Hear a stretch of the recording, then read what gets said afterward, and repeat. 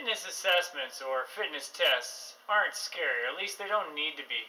They start in a basic room like this. I just sit you in the chair and ask you a few questions. I need to know where you want to work out. Not all of our clients work out at Avid. I need to know how many times a week you want to work out, what your actual objectives are, and then we try to dovetail a plan to fit your lifestyle and your objectives.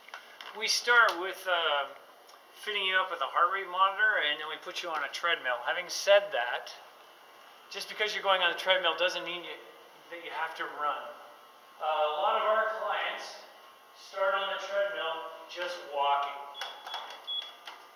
So we design a custom program for that person, whether it be walking or running, and then we just change the incline or the speed.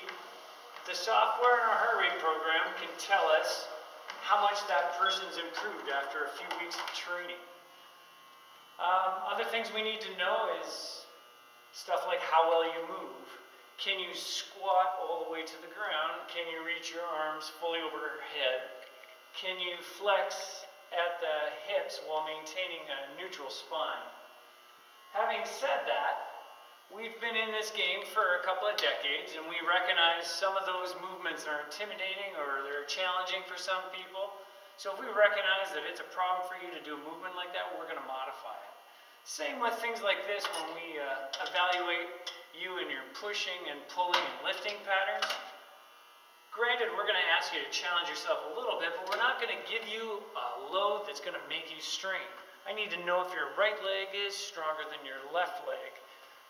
For things like that, what I might do is I might get you to do a movement pattern with one leg and then compare it to the capacity of the other leg to make sure that you're not out of balance. If you're not already an athlete, I'm not going to ask you to make a 100% effort. In fact, 70% effort is more likely what we're going to ask of you. In fact, what we're looking for, or what we try to suggest to people, is that they try to be consistent with their attendance and just put out a 70% effort, which is basically a letter C. But C is a passing grade, and C's get degrees.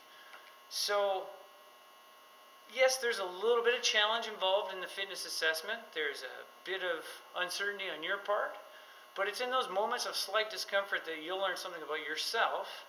And doing an assessment here, you learn what we can do to help you make yourself better than you are today.